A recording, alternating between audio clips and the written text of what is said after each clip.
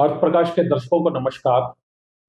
हम आपके सामने लगातार मेडिकल फील्ड से जुड़ी खबरें लेकर आते रहते हैं और एक इंस्टीट्यूट है यहाँ पे पीजीआई, जिसमें कि बहुत ही आप कहेंगे कि गंभीर मरीजों का एक तरह से इलाज होता है।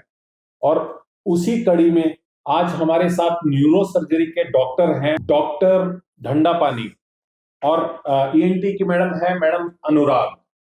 तो इन्होंने एक ऐसी डॉक्टर अंडापानी और इनकी टीम ने एक ऐसी कॉम्प्लेक्स सर्जरी करी है जिसमें कि मरीज को ब्रेन में ट्यूमर था, और वो ट्यूमर की वजह से जो है उस 2 साल का बच्चा था जिसको एक प्रॉब्लम क्रिएट हो रही थी लगातार। और वो क्यों था, किस तरह से वो ट्यूमर बना और किस तरह से निकाला गया, इसके बारे में हम डॉक्टर ठंडापानी से ही जानकारी लेते हैं कि कितनी कॉम्प्लेक्स सर्जरी थी है और कितना टाइम लगा इसके अंदर। Yes sir.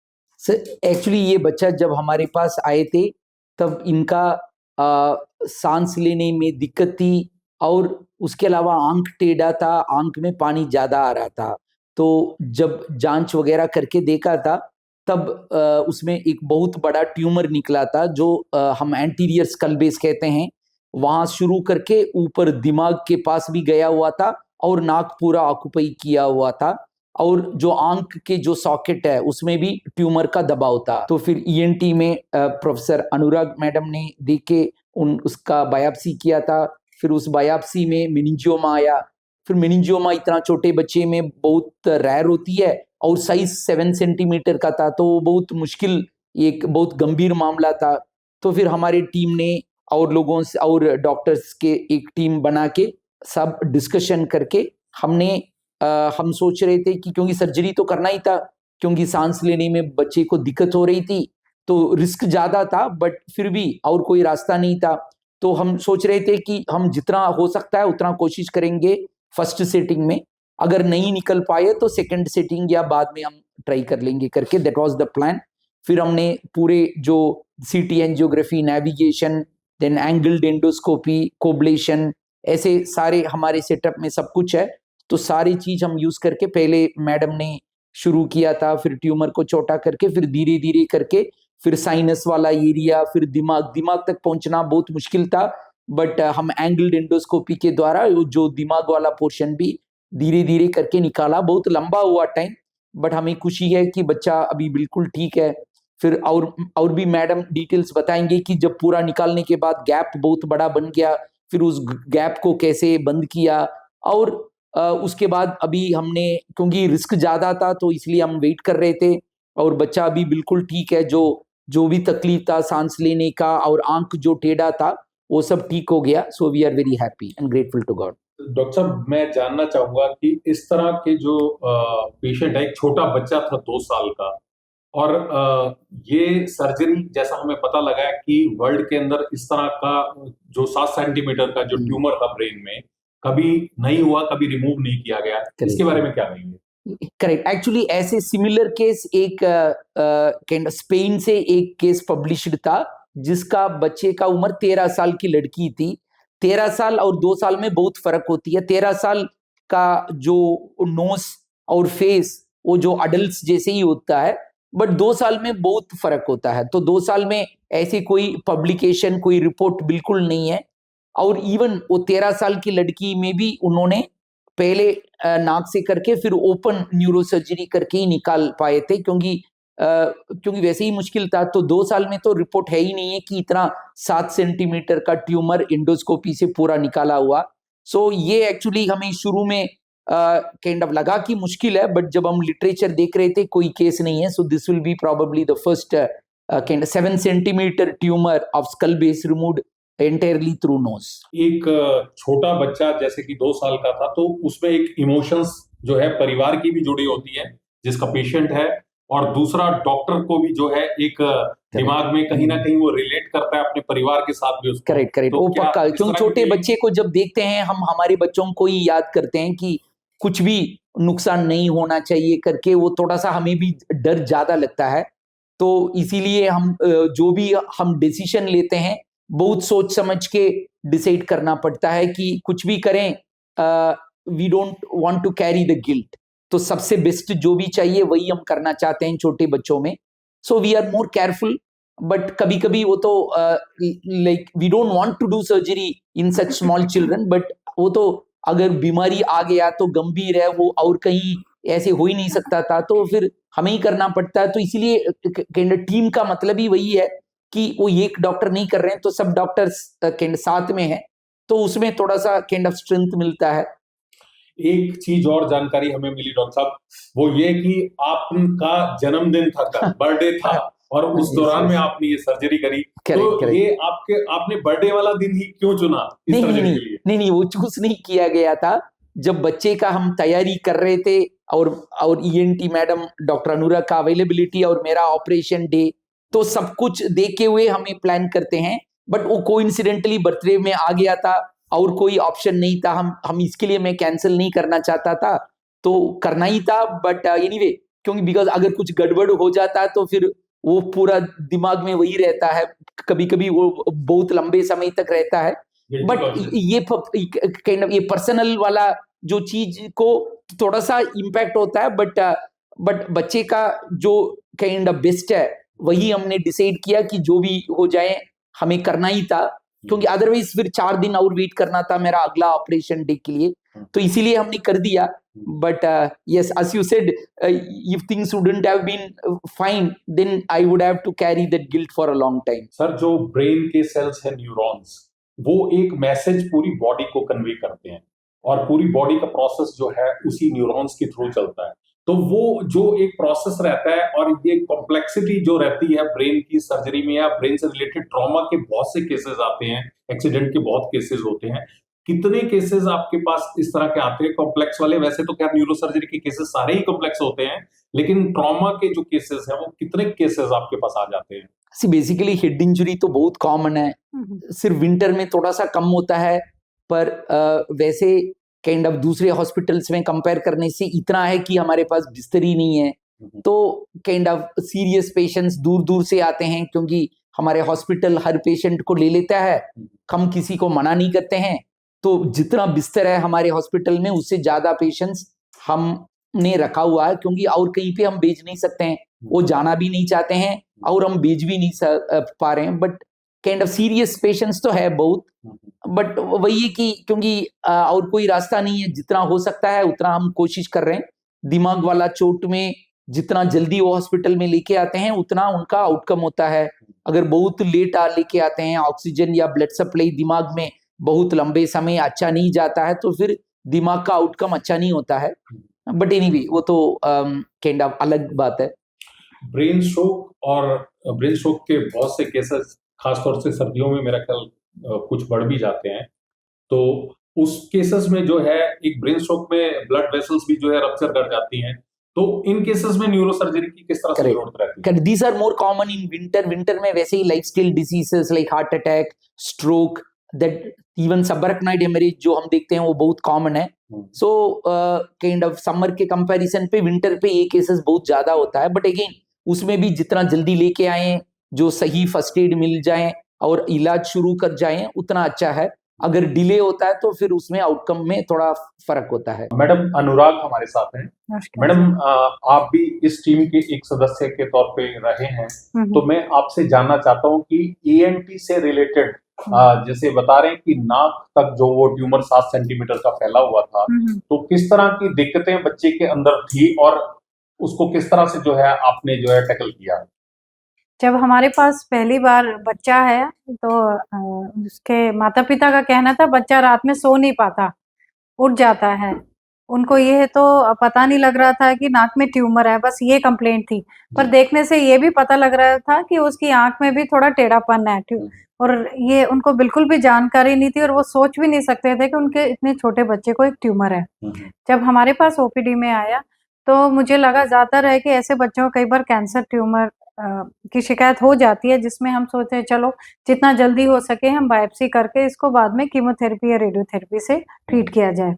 और बहुत ही कम इंसिडेंस होता है कि इस तरह का ट्यूमर हमारे पास आए जिसको हमें सर्जिकली निकालना पड़ेगा. मैंने ये सोचा बायोप्सी लेंगे, बायोप्सी के दौरान काफी मुशक्कत करनी पड़ी, ब्लीडिंग काफी थी. जब बायोप्सी का रिपोर्ट आया, फिर लगा कि इसको तो हमें सारा ही निकालना पड़ेगा। जी। तो उससे पहले हमने ये देखने की कोशिश की इसकी खून की नसें, खून का दौरा कहाँ से आ रहा है, ताकि उसको हम सर्जरी से पहले, ताकि खून का बहाव ज़्यादा ना हो, बच्चा छोटा है तो हम उसको रोक लें। पर वो ज़रूरत नहीं पड़ी, पता लग गया कि बस जो ब्लीडिंग होगा तो वो लोकल साइट में, कोई बड़ा मेजर वेसल नहीं है। मेरे लिए ये चैलेंज था दूरबीन से करना। हमने सोचा, मैंने और डॉक्टर दंडपानी ने, कि हम कोशिश करते हैं दूरबीन से। अब दूरबीन को अंदर डालने के लिए भी जगह नहीं थी। एक तो बच्चा छोटा, ऊपर से ट्यूमर ही नाक के अंदर था, तो उसको, और वो ब्लीडिंग का भी हिस्ट्री है, तो मतलब वो कभी भी ब्लीड करेगा। ब्लीडिंग जब हो रही होती है, आप दूरबीन से काम करना बहुत मुश्किल है, क्योंकि कैमरा के ज़रिए से हम देख रहे होते हैं, और अगर दूसरी नाक में करें तो वहाँ उसकी हड्डी ट्यूमर की वजह से इतनी टेढ़ी थी कि उधर भी जगह नहीं है। तो किसी तरह मैंने रास्ता बनाया, जो साइनसेस में भी था, वहाँ के आगे की हड्डी को दूरबीन के ज़रिए थोड़ा-सा खोला। इसमें बाहर कोई भी कट नहीं आया पेशेंट के, बच्चे के। तो वो हमारे पास डिफरेंट इंस्ट्रूमेंट्स हैं, जिससे ब्लीडिंग कम हो, उससे खोला और किसी तरह जगह बनाई, और जिसे कहते हैं बाय नॉस्ट्रल अप्रोच। हमने दोनों तरफ से, फिर हम 2 सर्जन ने मिलके 4 हाथ 2 नॉस्ट्रल से हमने ऑपरेशन किया। पीछे का हिस्सा निकाला, जो कि बीच की झिल्ली होती है नाक की, जिसको हम सेप्टम कहते हैं, ताकि हमें जगह मिल जाए ऑपरेशन करने के लिए। जब 2-2 3-3 इंस्ट्रूमेंट जाएँगे, जिसमें है कि हम दूरबीन डाल रहे हैं, हम ब्लीडिंग रोकने के लिए भी इंस्ट्रूमेंट डाल रहे हैं, और हम सक्शन भी डाल रहे हैं। 3-4 चीज़ें जाती है, जिसका डायमीटर है कि अपना हर इंस्ट्रूमेंट का 3 से 4 एमएम का होता है। तो सोचिए, इतनी छोटी सी नाक में हमें सबसे ज़्यादा मशक्कत ये करनी पड़ती है, और ब्लीडिंग का भी ध्यान रखना है। और ये दिमाग में टाइम भी चल रहा होता है, बहुत देर हो रही है, क्योंकि बच्चा है तो कभी भी प्रॉब्लम हो सकती है। तो ये सब चीज़ें, पर काफ़ी हमें मतलब मुशक्कत तो करनी पड़ी। नेविगेशन सिस्टम ये अच्छा है कि न्यूरो सर्जरी में हमारे पास नेविगेशन सिस्टम है, जो जिसकी वजह से हमने ये प्लान किया था कि उनकी ओटी में करेंगे, और साथ में अगर ऊपर से दिमाग को खोल के करना भी पड़े, अगर हमें लगा नीचे से हम निकाल नहीं पा रहे हैं ट्यूमर, तो ये भी एक पूरी तैयारी की हुई थी। मेरे लिए ओपन के लिए भी पूरी तैयारी है। तो हम ये एज ए सर्जन, चाहे हम जितने भी सीनियर हो जाए, हमारे लिए हर पेशेंट उतना ही इम्पोर्टेंट है और उतना ही चैलेंजिंग है। डॉक्टर दंडापानी, एक चीज मैं जानना चाहूंगा कि कैंसर के होने के बहुत से कारण हैं, और ब्रेन ट्यूमर जो है किस वजह से हो सकता है, इसके क्या कारण रहे हैं, लेकिन उसके साथ दूसरा सवाल है कि 2 साल का बच्चा, उसका इतना एक्सपोजर नहीं है लाइफ का, तो उसमें ये किस तरह से डेवलप हुआ? अगर कोई कारण जो है अलग से रहे हैं, तो वो कारण उसके अंदर कैसे था, कि ये कॉन्जेनिटल डिफेक्ट था, या कि कुछ और वजह रही है? बेसिकली ऐसे ट्यूमर्स में 2 कारण होता है। एक है कि उनके फैमिली के साइड से जो भी काइंड ऑफ जेनेटिक कारण है, वो भी कुछ होती है, और दूसरा अक्वायर्ड कारण है, जो एनवायरनमेंट के वजह से, जो एक्सपोजर के वजह से होती है। यूजुअली इतने छोटे बच्चे में यूजुअली हम जेनेटिक कारण ज़्यादा सोचते हैं, पर उसका कोई जांच जब तक करके हम कंफर्म नहीं कर पाते हैं, तब तक कहना मुश्किल है, कि पक्का कहना मुश्किल है कि क्या कारण था। ये काइंड ऑफ इसके लिए कोई डेटा भी उतना काइंड हमारे पास नहीं है कि पक्का कहने के लिए, बट जैसे लग रहा है कि ये some kind of genetic predisposition जो कहते हैं, वो परिवार वाला जो जीन्स में कुछ ना कुछ that some kind of vulnerability होती है, उसके वजह से ऐसे ट्यूमर्स इतने छोटे बच्चे में होता है। ये कैंसर तो नहीं है, बट इतने छोटे बच्चे में इतना बड़ा ट्यूमर आना, वही बड़ी गंभीर बात होती है। सो इसमें लाइक कारण तो बाद में ही पता चलेगा, अभी पता नहीं है। जैसे डॉक्टर साहब, स्मोकिंग है, या अल्कोहल कंजम्पशन है, या और भी खान पान की जो तौर तरीके हैं, तो जेनेटिक, जैसे आपने बताया, तो जेनेटिकली अगर माँ बाप वो चीजें जो है कर रहे हैं, तो क्या वो बच्चों में ट्रांसफर होने का खतरा रहता है? नहीं, वो मुझे नहीं लग रहा है कि ये जो आपने बोला स्मोकिंग, बट अगर फैमिली के अंदर करते हैं तो सारे जो लोग घर में होते हैं वो सब उसी को सांस में ले रहे हैं, तो उसमें असर पड़ेगा। बट पेरेंट्स स्मोक करने की वजह से अगर घर के अंदर नहीं करते हैं, तो फिर वो बच्चों में असर होना नहीं चाहिए। बट मेनली काइंड ऑफ अगर हम द एनवायरमेंटल चीज कहें, basically these are sporadic reports की, बट ऐसे किसी भी ब्रेन ट्यूमर्स में बहुत हाई परसेंटेज लिंक एस्टेब्लिश अभी तक किया नहीं है।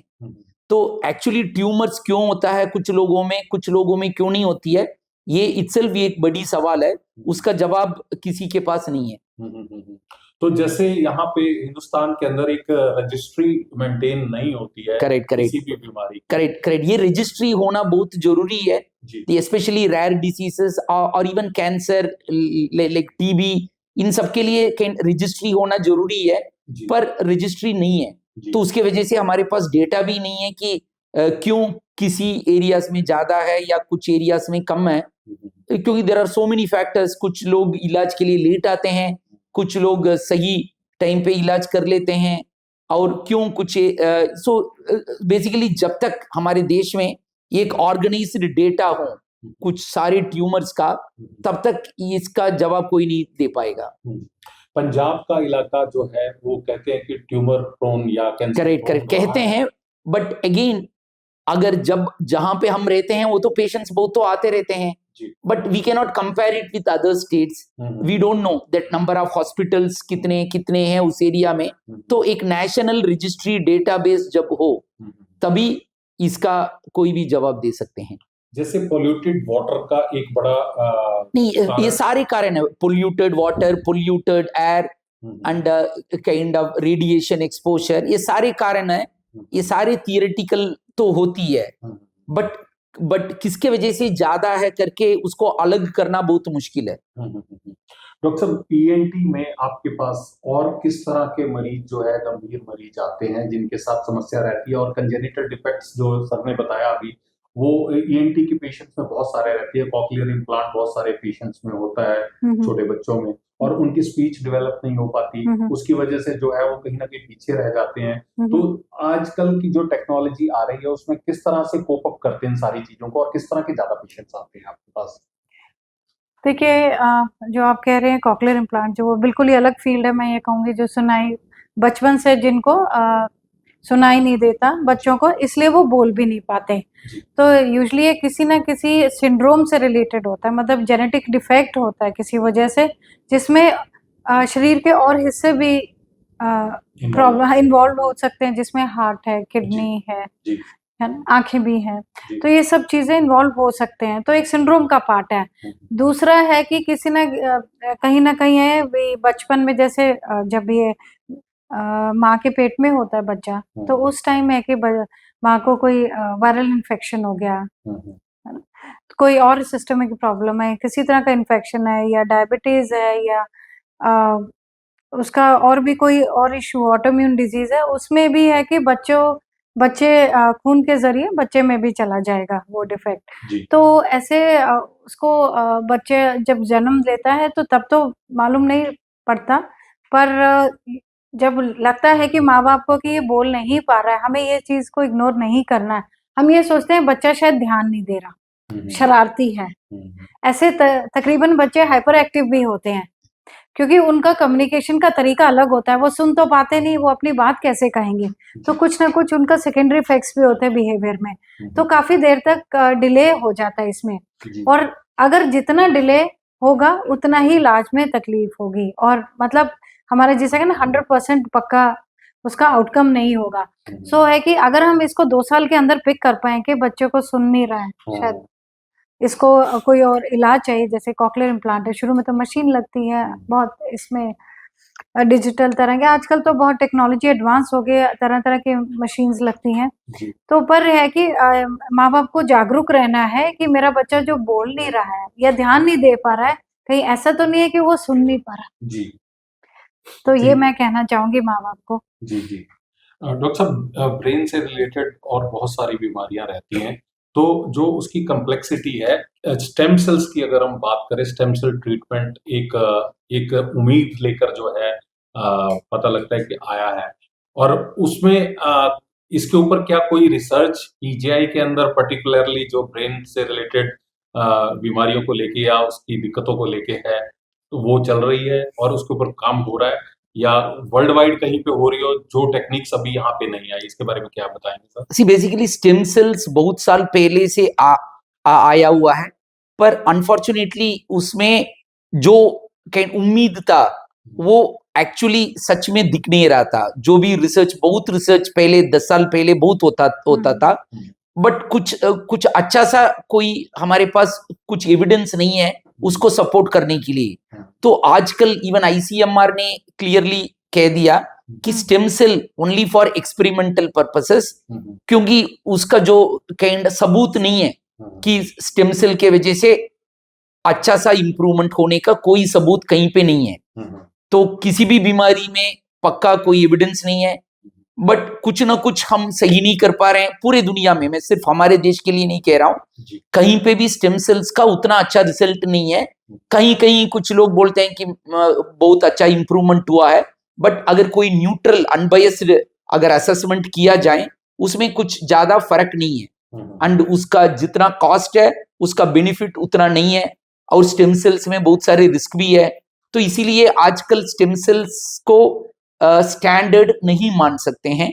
वो एक उसको हम सिर्फ एक एक्सपेरिमेंट कह सकते हैं, अभी भी उसका कोई पक्का फायदा नहीं निकला। डॉक्टर साहब, एक सवाल और रहता है कि जेनरिक मेडिसिन और जो कंपनीज की ब्रांडेड मेडिसिन है, तो एक लाइफ थ्रेटनिंग जो डिजीज रहती है, उस लाइफ थ्रेटनिंग डिजीज में हम ट्रायल तो कोई कर नहीं सकते।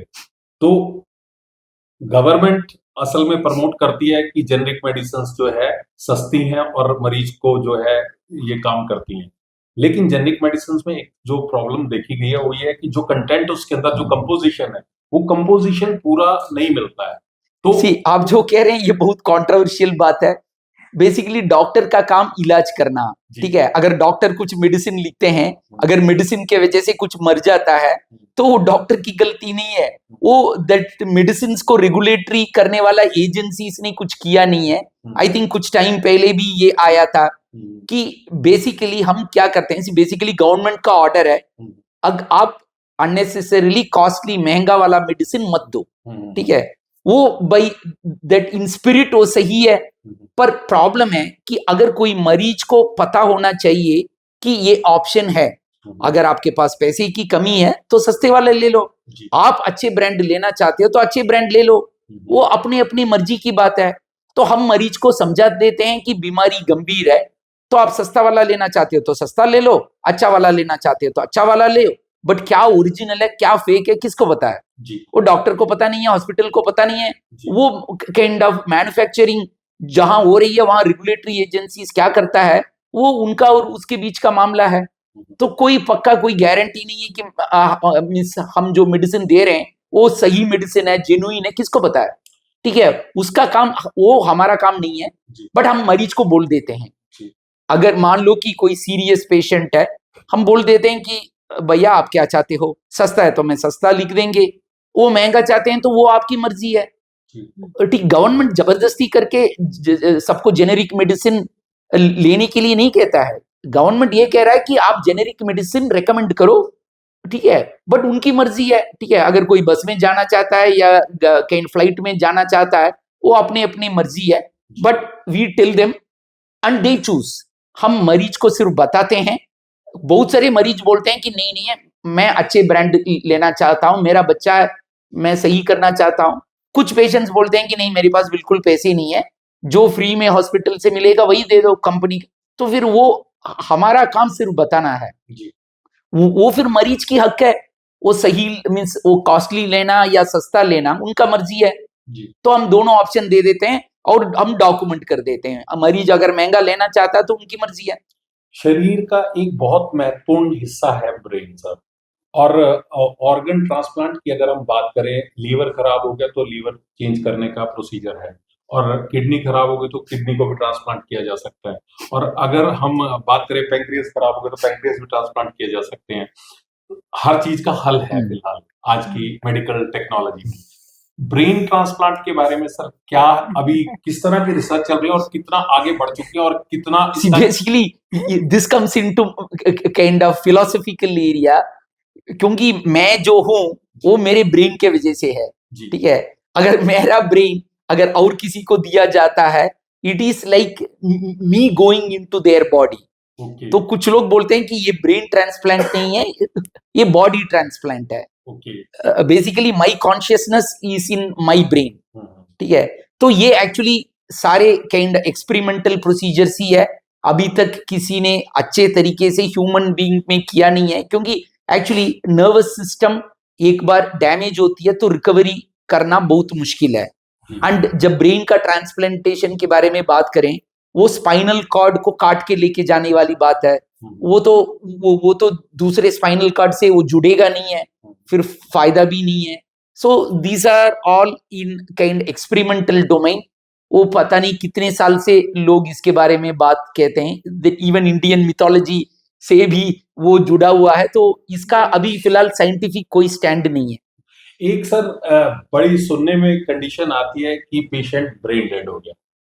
ब्रेन डेड होने का मतलब क्या है और किस स्टेज पे जाके हम ब्रेन डेड डिक्लेयर करते हैं? सी बेसिकली अगर जब कोई भी दिमाग का बीमारी बहुत सीरियस होके या किसी शरीर की बीमारी ज्यादा सीरियस होके दिमाग जब मर जाता है, पर दिमाग का एक्टिविटी बिल्कुल खत्म हो जाता है, पर दिल का धड़कन कंटिन्यू रहता है, और जो हम वेंटिलेटर के वजह से सांस कंटिन्यू होती है, उस केसेस में हमें पता है कि वेंटिलेटर से निकालेंगे तब जब दिल भी बंद हो जाएगा, दिल का धड़कन भी। ऐसे केसेस में हम ब्रेन डेथ डिक्लेयर करते हैं। ब्रेन डेथ जब डिक्लेयर हो जाता है तब उसमें एक कमिटी होती है, उसमें बहुत सारे डॉक्टर आके देखते हैं, और एक बार पक्का ब्रेन डेथ डिक्लेयर होने के बाद हम अगर मरीज का फैमिली चाहता है तो जो ऑर्गन्स है वो दूसरे जो जिनको जरूरत है वो लोग डोनेट कर सकते हैं। So brain death is only for organ donation. क्योंकि हमें पता है कि ब्रेन रिकवर हो नहीं पाएगा तो दूसरे ऑर्गन्स और किसी को दे सकते हैं अगर कोई फैमिली तैयार है तो।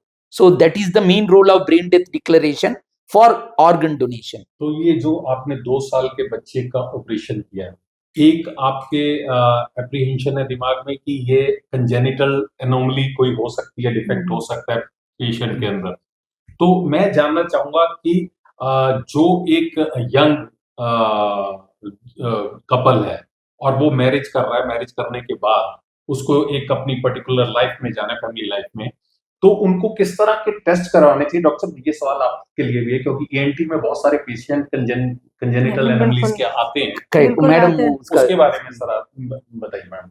सो उसमें ये है कि देखिए जो ऑब्वियस एनोमली है, जैसे किसी का चेहरे की बनावट में फर्क है, आंखों में, कानों में, है ना, तो वो ऑब्वियस है। तो उस केस में हम है कि पेरेंट्स की वो जेनेटिक एक टेस्ट होता है, वो कर सकते हैं जी। कि उनके आगे बच्चे को तो नहीं होगा, जो ऑलरेडी अगर पेरेंट्स को है। और ऐसे है कि मतलब हेल्दी पेरेंट्स के लिए और जेनेटिक टेस्टिंग कराना वो एक फिजिबल नहीं है और एक आसान टेस्ट नहीं है और महंगा टेस्ट है, वो अननेसेसरी भी है जी। जब तक डाउट ना हो कि हाँ हो सकता है, या फैमिली हिस्ट्री हो कि ये उनके ही किसी बहन भाई के बच्चों में या बहन भाई में कुछ ऐसी दिक्कत हो जिसको सुनाई नहीं दे रहा था, या उसके चेहरे की बनावट है, शरीर की बनावट है, वो अलग है, तब वो जेनेटिक टेस्टिंग में जाना चाहिए। जी। एक ऑडिटरी नर्व की जो प्रॉब्लम ENT में रहती है कि उसकी वजह से जो है दिक्कत आती है सुनने में, और नर्व जो है प्रॉपर काम नहीं कर रही, उसमें फ्लेक्सिबिलिटी नहीं है। तो मैं जानना चाहता हूँ कि वो उस स्टेज के अंदर क्या ये जेनेटिक टेस्टिंग की तरफ जाना चाहिए, या आगे होने वाला बच्चा जो है वो नॉर्मल होगा या एबनॉर्मल होगा? सो हम लोग जैसे भी ऐसे बच्चे आते हैं, हम जो हमारा जेनेटिक का अपना OPD है जी। पीडियाट्रिक्स के अंदर, तो सब बच्चे का ऐसे टेस्ट होता है और फिर उनके पेरेंट्स का भी हम टेस्ट करवाते हैं, जेनेटिक टेस्टिंग, ताकि पता लगे कि आगे आने वाले बच्चे को होगा कि नहीं, पॉसिबिलिटी है कि नहीं, कहीं ऐसा तो नहीं कोई जीन डिफेक्ट है। वो किया जाता है जिनमें हमें हाई सस्पिशन हो, जिसमें ज्यादा शक। जैसे प्रेगनेंसी की किस स्टेज में किया जाता है ये टेस्ट? नहीं, प्रेगनेंसी की स्टेज में नहीं, जो देखो जो म्यूटेशन है वो ऑलरेडी है जी। है ना, जो उनके शरीर में अगर कोई ब्लड में कोई डिफेक्ट है वो है जी। तो वो अगर उसको अल्ट्रासाउंड के जरिए से हम पिक कर सकते हैं, जैसे कि हम फर्स्ट ट्राइमेस्टर में भी पता लग जाता है बनावट का, सेकंड में भी पता लग जाता है, तो पहले से ही है कि उसके बच्चे के चेहरे की बनावट है या अपना इनर ईयर जिसे सुनाई देता है, हमें पहले पता लग जाए। उसके बहुत ही मतलब सब एक्सपर्ट नहीं होते, बहुत जैसे कहते हैं हाई रेजोल्यूशन अल्ट्रासाउंड करना पड़ता है जिसे हम पिक कर सकते हैं पहले ही, जब बच्चा पेट के अंदर होता है तब कर सकते हैं हम। जी। और एक मैम और बड़ी प्रॉब्लम देखने में आती है कि एक छोटा बच्चा 1 साल, 1.5 साल, 2 साल, 3 साल, 4 साल तक नहीं बोल रहा है। हाँ हाँ। और इसकी वजह क्या है और इसमें क्या आप कहना चाहेंगे कि लोगों को कि क्या करना चाहिए? जो बोल नहीं रहा है, जैसे मैंने पहले बोला, सबसे जो मेन कारण है वो क्योंकि बच्चा सुन नहीं रहा है, इसलिए नहीं बोल पाता। बहुत ही कम चांस है कि वो बोल नहीं रहा क्योंकि कोई उसके बोलने की ना, देखिए बोलने का बोलता बच्चा तब है जैसे हमारे ब्रेन का कनेक्शन है ऑडिटरी कॉर्टेक्स से, जब हम वो सुन पाएगा तब वो बोल पाएगा। जी। उसकी जुबान ठीक है, अगर मुंह देखेंगे, पैलेट ठीक है, सब कुछ ठीक है, तो वो बच्चा बोलेगा।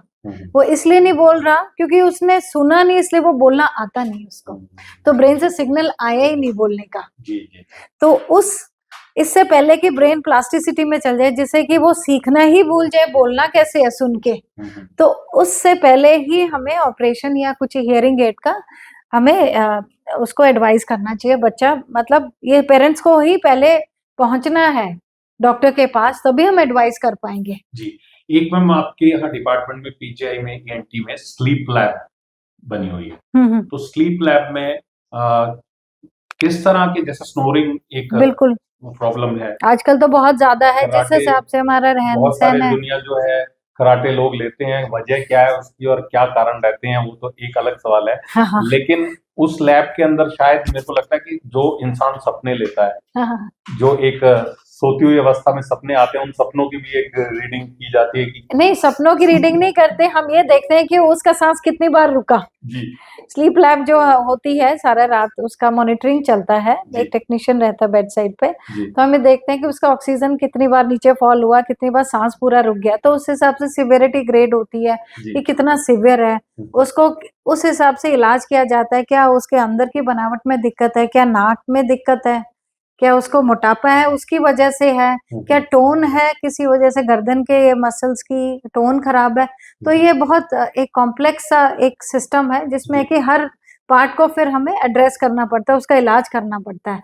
तो कई बार है कि पेशेंट को सर्जरी की जरूरत नहीं है, पर इन जनरली टोन खराब है, तो फिर है कि एक सीपैप करके मशीन आती है, आजकल तो बहुत अच्छे आते हैं कि मशीन्स लगा सकते हैं जिसमें कि उसकी जीभ है, जब सो रहा है तो पीछे गिरे नहीं। जी ऐसा है कि मरीज का गला चोक हो जाता है, जो सांस का रास्ता है जिसका ऊपर का हिस्सा जीभ बनाता है, जब टोन खराब है, अपने गले के भी मसल्स हैं, टॉन्सिल्स बड़े हैं, जी जीभ इतनी मोटी है, कुछ हमारे खाने पीने का आजकल है कि हमारा सिस्टम भी ऐसा है कि बाहर का खाना खाना है, सीडेंटरी लाइफस्टाइल है, डेस्क पे बैठ के काम कर रहे हैं, लैपटॉप कंप्यूटर चल रहा है, जी एक्सरसाइज तो कम हो गई है। कम हो गई है, तो एक कारण तो है ही है। फिर अल्कोहल और स्नोरिंग ये काफी रिलेटेड है, टोन उससे खराब हो जाता है।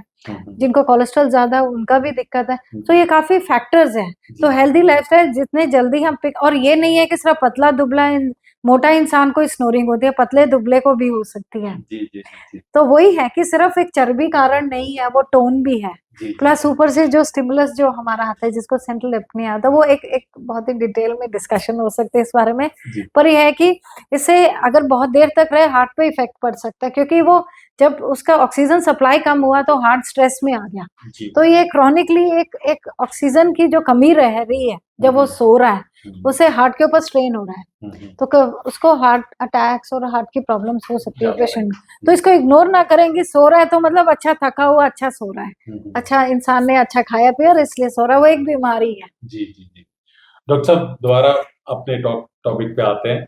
वो है कि जो ये सर्जरी आपने 2 साल के बच्चे में करी है, तो कम्प्लेक्सिटी तो इसमें थी, एक बहुत कम्प्लेक्स था, तो आप किस तरह का संदेश जो है लोगों को देना चाहेंगे? तो बेसिकली कोई भी बीमारी है वो जितना जल्दी आप सही जो स्पेशलिस्ट के पास आप पहुंच पाते हैं उतना आउटकम में फायदा होता है।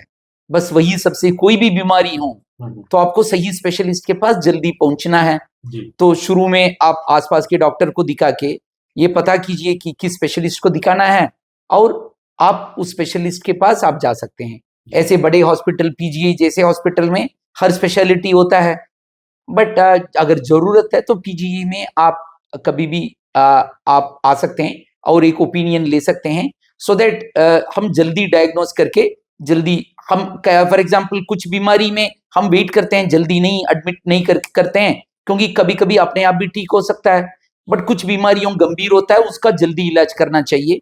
तो वो आपको हम डॉक्टर वैसे ही बता देंगे जितना गंभीर बीमारी है। बट ओनली थिंग, आप अपने तरफ से ये नहीं सोचना चाहिए कि हम बाद में देख लेंगे, कुछ टाइम के बाद देख लेंगे। स्पेशली जब बीमारी धीरे धीरे खराब होती जाती है तो वो तो जल्दी दिखाने वाला चीज है, वही सबसे इंपॉर्टेंट मैसेज है। सर एक स्पेशलिटी वाली आखिरी सवाल है कि स्पेशलिटी वाली अगर हम बात करें तो जो हॉस्पिटल स्टेट्स के अंदर हैं, अगर टर्शियरी केयर को छोड़ दो आप, टर्शियरी केयर में भी जैसे चंडीगढ़ की अगर बात करें तो जीएमसीएच 32 है, वहां पे बहुत ज्यादा स्पेशलिटी नहीं है, सिर्फ पीजीआई के अंदर ही जो है स्पेशलिटी और सुपर स्पेशलिटी आपको मिलेगी, और जगहों पे ये मौजूद नहीं है। तो ऐसी सूरत में किस तरह से चीजों को जो है, क्योंकि डायग्नोज एक बहुत बड़ी समस्या है, ये ट्रेनिंग जो है डॉक्टरों को, क्या जो हमारे प्राइवेट प्रैक्टिस में भी डॉक्टर हैं या गवर्नमेंट हॉस्पिटल्स में डॉक्टर हैं, उनको क्या ये ट्रेनिंग सरकार की तरफ से नहीं मिलनी चाहिए कि किस तरह से डायग्नोज करना है इन बीमारियों के बारे में? नहीं, सारे डॉक्टर्स जो है वो ट्रेनिंग के बाद ही डॉक्टर बनते हैं जी। बट कभी कभी वो सुविधा कम होने की वजह से या उस स्पेशलिटी वैसे मरीज को कम देखने की वजह से कुछ लोगों को उतना दैट क्लिनिकल अक्यूमेंट नहीं हो सकता है, बट ट्रेनिंग तो सबको मिला हुआ है। उसके अलावा आजकल ऑनलाइन में तो सब लोग जो चाहता है, अगर कोई नॉन डॉक्टर भी अगर मेडिकल चीज के बारे में अगर सीखना चाहता है, कोई लिमिट ही नहीं है, कोई सीमा नहीं है, कुछ भी वो सीख सकते हैं। एंड आजकल हमारे मरीज जो सवाल पूछते हैं, कभी कभी हमारे पास भी जवाब नहीं होता है क्योंकि सब कुछ ऑनलाइन में अवेलेबल है। तो जो सीखना चाहता है वो सब कुछ सीख लेता है। और कभी कभी वो पेशेंट्स, अगर for example high volume centre में ये फायदा है, अगर लाइक हमने बहुत सारे एंडोस्कोपिक कल्बे सर्जरी हमने नाक के द्वारा किया है, तो ऐसे केसेस में हमें थोड़ा बहुत कॉन्फिडेंस मिलता है कि हमने पहले किया हुआ है। अगर हमने पहले 5 सेंटीमीटर का ट्यूमर निकाला है तो 7 सेंटीमीटर भी हम कोशिश करने के लिए एक थोड़ा कॉन्फिडेंस मिलता है। अभी हमने 7 निकाल दिया तो शायद 8-9 भी आएगा, तो हम सोचेंगे कि कोशिश करके देख सकते हैं। बट अगर कोई पहली बार करेगा तो 7 सेंटीमीटर वो तो पक्का वो तो कोशिश ही नहीं करेंगे। तो उस एरिया में फिर जिन लोगों ने, जिस डॉक्टर ग्रुप में, टीम ने ज्यादा किया है, उनके पास आप रेफर किया जाए, वो वही बेस्ट होता है। सिंपल बीमारी में कोई भी इलाज कर सकते हैं, सबके पास ट्रेनिंग है।